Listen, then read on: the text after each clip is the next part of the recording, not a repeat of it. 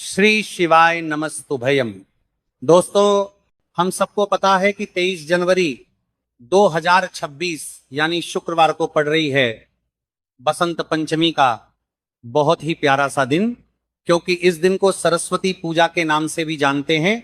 और मेरा एक एक करके चढ़ाएं या पूरा एक गुच्छा चढ़ाएं, कैसे गिने गए इन सभी की बात इस वीडियो में करने वाले हैं। तो पूरी बातों को समझेंगे और कैसे करना है इसकी बात भी समझिए, ठीक है।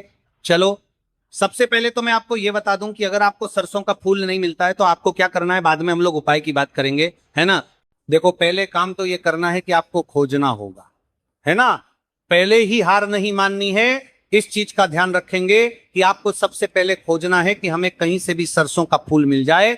अगर कभी भी मौका लग जाए तो आप लोगों को सरसों का फूल लिखकर बहुत छोटा सा उपाय करना है। इन दोनों का संयोग बहुत ही कम आता है। इसी के साथ में गुरुजी ने अपनी शिव पुराण कथा में बताया है कि इस दिन आपको एक सरसों का फूल वाला उपाय तो आपको अवश्य ही करना चाहिए, क्योंकि ऐसा दिन पूरे साल में सिर्फ एक ही बार आता है। और दोस्तों, आप सभी लोग जानते हो कि शुक्रवार का अगर सबसे बड़ा कोई उपाय है तो वह सरसों का फूल वाला उपाय। तो दोस्तों, शुक्रवार बसंत पंचमी के दिन आप लोगों की को इस सरसों का फूल लिखकर बहुत छोटा सा उपाय करना। बहुत सारे लोग होंगे जिन लोगों ने इस उपाय को ना किया हो, मतलब पूरा साल निकल गया, उन्होंने किसी भी दिन इस सरसों का फूल वाला उपाय को ना किया हो। पर दोस्तों, आपके पास एक पहला मौका बचा हुआ है, जो कि 23 जनवरी 2026 शुक्रवार बसंत पंचमी के दिन है। इस दिन आप लोगों को इस वाले उपाय को जरूर कर लेना है।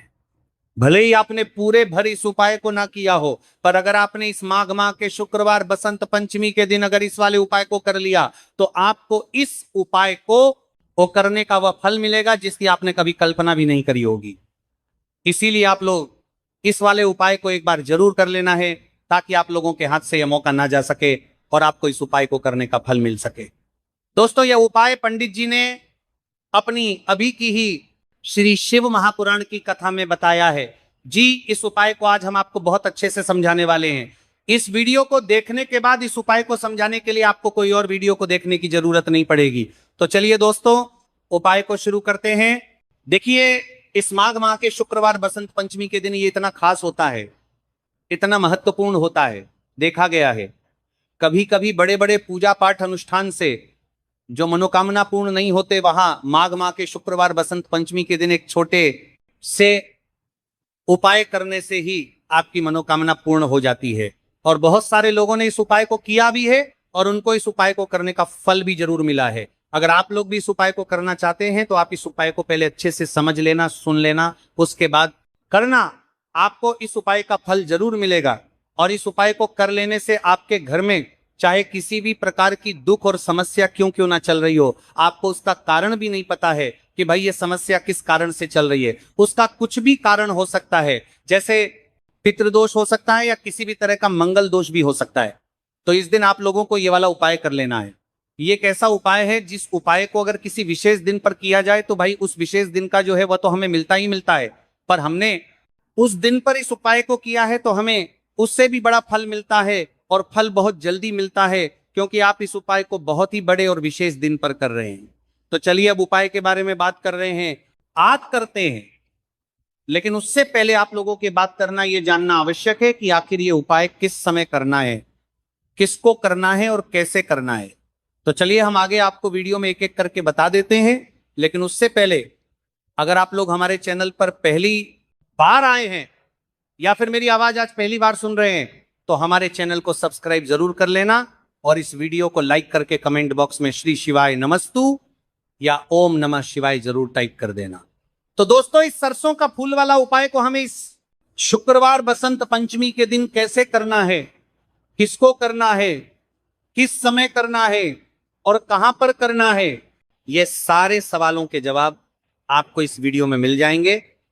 और जो ये वीडियो देखेगा भाई, उसको सरसों का फूल वाला उपाय जरूर करना चाहिए, क्योंकि इस दिन पीपल के पत्ते का भी बहुत ही बड़ा और विशेष महत्व होता है। आजा सरसों का फूल वाला उपाय की तो ये सोने पर सुहागा वाली बात हो जाती है और ये एक बहुत ही बड़ा उपाय हो जाता है शुक्रवार का। तो अब दोस्तों, इस सरसों का फूल वाला उपाय को आखिर करना किसको है, सबसे पहले हम लोग वो बात जान लेते हैं तो देखो, घर की जो बड़ी माताएं बहनें होती हैं, उन माताओं बहनों में से कोई भी एक बड़ी माता बहन इस वाले उपाय को कर सकती है। और दोस्तों, अगर आप चाहे तो अपने घर में से सभी सदस्यों को भी इस उपाय को करवा सकते हैं। अगर किसी व्यक्ति की खुद की कोई मनोकामना है, खुद की कोई दुख और परेशानी है जो कि वो अपने लिए ही करना चाहता है, इस वाले उपाय को तो वो खुद अपने लिए भी कर सकता है। बाकी अगर कोई घर में से ऐसा है जो कि अपने पूरे घर परिवार की सुख और शांति के लिए ये वाला उपाय करना चाहता है, तो भाई वो भी कर सकता है, उसमें भी कोई दिक्कत वाली बात नहीं है। कहने का मतलब यह है कि इस उपाय को हर एक सदस्य भी कर सकता है और पूरे घर परिवार के सदस्य के लिए घर की बड़ी माताओं बहनों में से कोई एक माता बहन भी कर सकती है। माताएं बहनें अगर घर में उपस्थित ना हो या ये वाला उपाय ना कर पा रही हो, तो फिर घर का कोई बड़ा सदस्य भी इस सरसों का फूल वाला उपाय को कर सकता है। चाहे फिर वह कर माता करने के लिए दूसरा कर पा रही हो और बड़ी माता करने के पा रही है, ये सरसों का फूल वाला उपाय को कर सकता है। ये सरसों का फूल वाला उपाय को कर सकता है, पुरुष ही क्यों ना हो, उसमें कोई भी दिक्कत वाली बात नहीं है। उसके बाद में दोस्तों, जो अगला प्रश्न निकल कर आता है वही आता है इस उपाय को लेकर के, आखिर इस उपाय को हमें किस समय करना है? सुबह के समय करना है कि शाम के समय करना है? तो देखो, इस वाले उपाय को आप लोग सुबह के समय भी कर सकते हो और शाम के समय प्रदोष काल में भी कर सकते हो। अब अगर आप पूछो कि भाई साहब सबसे उत्तम समय कौन रहेगा इस सरसों का फूल वाला उपाय को करने का, तो हम आपसे बस यही कहेंगे कि इस उपाय को आप सुबह के समय करेंगे तो ज्यादा बेहतर होगा। बाकी अगर प्रदोष काल शाम के समय भी करेंगे तो भी अच्छा होगा, उसमें कोई भी दिक्कत वाली बात नहीं है। तो अब दोस्तों, जो अगली सबसे बड़ी और महत्वपूर्ण बात आती है वो यह आती है कि सुबह अगर हम उपाय को करेंगे तो हमें कितने बजे से लेकर कितने बजे तक के बीच में करना है, और शाम के समय प्रदोष काल में करेंगे तो हमें कितने बजे से लेकर कितने बजे के बीच में करना है। तो देखो, सुबह जितनी जल्दी हो सके आप उपाय को करने की कोशिश करना। बाकी अगर किसी कारणवश लेट भी हो जाओ, थोड़ी देर भी हो आए, तो 10 या 11:00 बजे तक भी आप उपाय कर लेना पर 12:00 बजे से ज्यादा देरी ना हो। ठीक है, इस बात का ध्यान रखना। उसके बाद में दोस्तों, अगर शाम के समय प्रदोष काल की बात करें, प्रदोष काल का जो समय है होता है वो शाम के 6:00 बजे से शुरू हो जाता है। मतलब शाम के 6:00 बजे से लेकर 7:00 बजे के बीच का जो समय होता है, यह समय प्रदोष काल का समय होता है। तो आप इस उपाय को 7 या 8:00 बजे के बीच में भी कर सकते हैं। बहुत साथ हो, मतलब शाम के 6:00 बजे से रात 8:00 बजे के बीच में आप कभी भी इस वाले उपाय को कर सकते हो, उसमें कोई भी दिक्कत वाली बात नहीं है। हमें किसी भी दिन आपको सरसों का फूल लिखकर बहुत छोटा सा उपाय करना है। ऐसा समझ लीजिए, जितने भी आपके शत्रु की जबान के पत्ते पर वरियोर हैं, जो भी आपके विरोधी हैं, दुश्मन है जो आपको हर तरफ से परेशान कर रहे हैं, अब उन शत्रुओं की अकड़ निकलेगी। शत्रु का किया कराया भी तुरंत हट जाएगा जब शुक्रवार में आप इस छोटे से उपाय को करेंगे। तो देखिए, आज की वीडियो विशेषकर उन लोगों के लिए ही है जो अपने जीवन में शत्रुओं से और दुश्मन से बहुत ज्यादा परेशान हो चुके हैं। देखिए, जगत जननी मां जगदम्बा का हम शुक्रवार में पूजन करते हैं और उनसे जुड़े हुए उपाय करते हैं। साथ ही साथ आपको बता दें कि शुक्रवार में संकट मोचन हनुमान जी का पूजन करने से और उनसे जुड़े हुए कुछ उपाय करने से जीवन के बड़े से बड़े कष्ट भी क्षण भर में दूर हो जाते हैं। तब बहुत कम समय में आपके शत्रु और आपके विरोधी आपके जीवन से दूर हो जाएंगे। आपके दुश्मन लाख कोशिश करने के बाद भी आपका बाल भी बांका नहीं कर पाएंगे। अगर आप शुक्रवार में इस छोटे से उपाय को कर लेते हैं, मान लेते हैं कि आपको सरसों का फूल बहुत खोजने के बाद में आप बहुत बड़े बड़े शहरों में, दिल्ली मुंबई जैसे शहरों में रहते हैं, तो आपको वहां नहीं मिल पाएगा। तो नहीं मिल रहा है तो क्या करोगे, उसी पारे करते हैं। कंडीशन में आपको लेना होगा, या तो अनाज का दाना ले लो, अनाज में भी क्या लोगे, या तो गेहूं ले लो, बाजरा ले लो, मक्का ले लो, जो भी चीजें अनाज में आती हैं वो ले सकते हो। अब अनाज भी नहीं लेनी। तो यहां पे आपके पास में एक ऑप्शन है कि भैया हमें फूल ही चढ़ाने हैं, तो फूल में महादेव को जो प्रिय फूल है वो सफेद फूल माने जाते हैं। ठीक है, अगर आपको सरसों का फूल नहीं मिलता है तो उसकी जगह पर आप सफेद फूल ले सकते हैं या फिर अनाज के दाने, लेकिन शर्त यह है कि आपको सबसे पहले सरसों के फूल को खोजना पड़ेगा। इस चीज का ध्यान रखेंगे। ठीक है, ये बात समझे आप।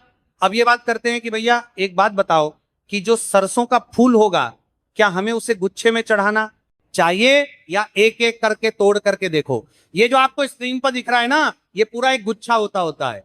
जब आप इस गुच्छे को तोड़ोगे ना तो वो एक सरसों का फूल काउंट होगा, गिना जाएगा, है ना। सिर्फ यही गिन लेने से एक सरसों का फूल नहीं हो जाएगा, आपको पूरा एक गुच्छा जब लोगे तो ये एक सरसों का फूल गिना जाएगा। इस चीज का ध्यान रखेंगे, ठीक है। अब बात ये आती है कि उपाय भैया कैसे करेंगे, ये चीज तो आप समझा दो। चलो अब बात कर लेते हैं उपाय की। कि मान लेते हैं कि आपका कोई बच्चा है या फिर आपके हस्बैंड हैं, आपकी वाइफ है, कोई भी घर का इंसान है जो जिसका मन पढ़ाई वगैरह में लगता, या फिर बहुत क्रोध, बहुत ज्यादा गुस्सा है, ठीक है।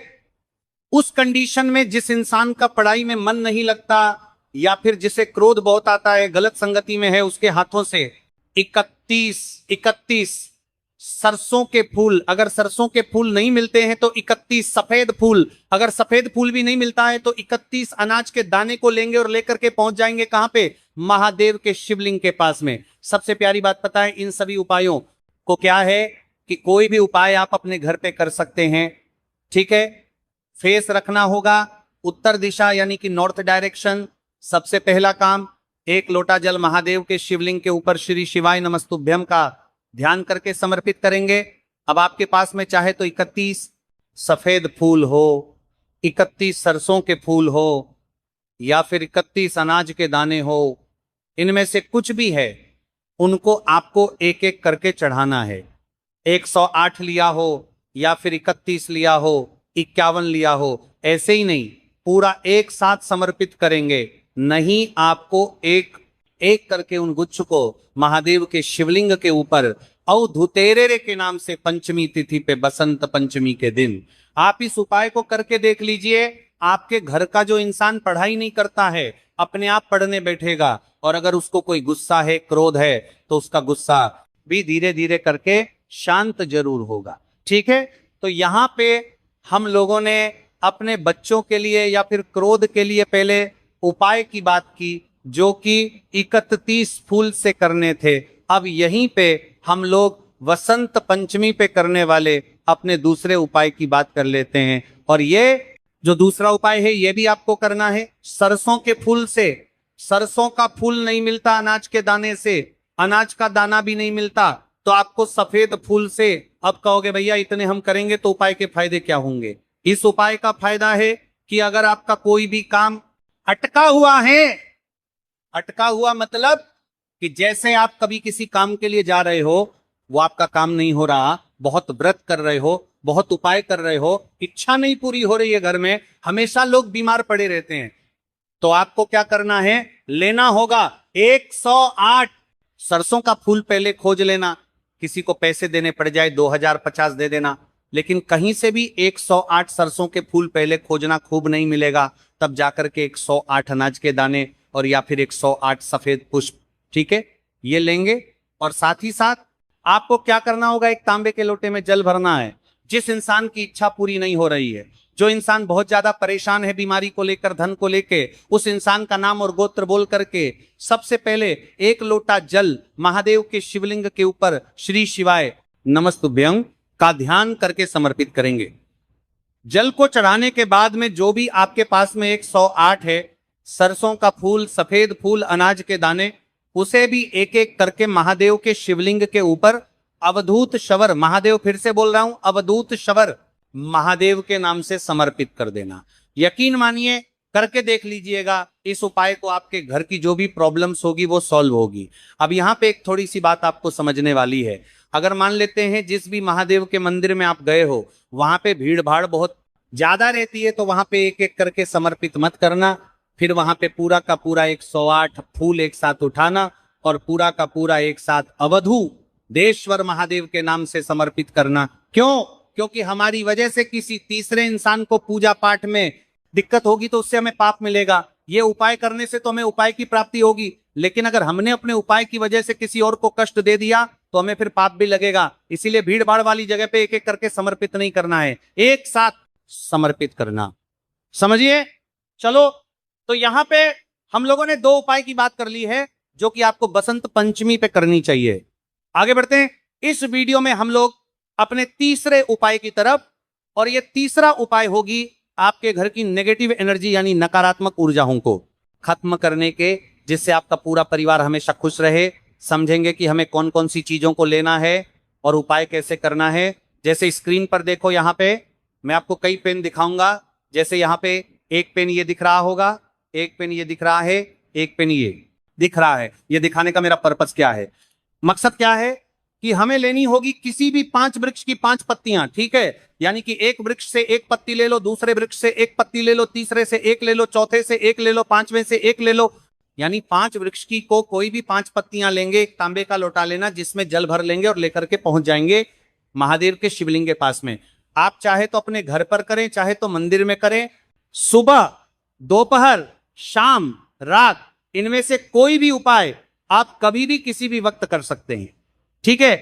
फिर क्या करना है, वहां पे पहुंचेंगे, मैंने आपको बता रखा है महादेव का पूरा परिवार शिवलिंग के ऊपर ही विराजमान है, बताया है, तो आपको पता होगा ये जो स्थान होता है ये है माता का हस्त कमल, जिसको हम लोग कटी भाग बोलते हैं, ठीक है। इस स्थान पे आपको एक एक पत्ते को समर्पित करना होगा।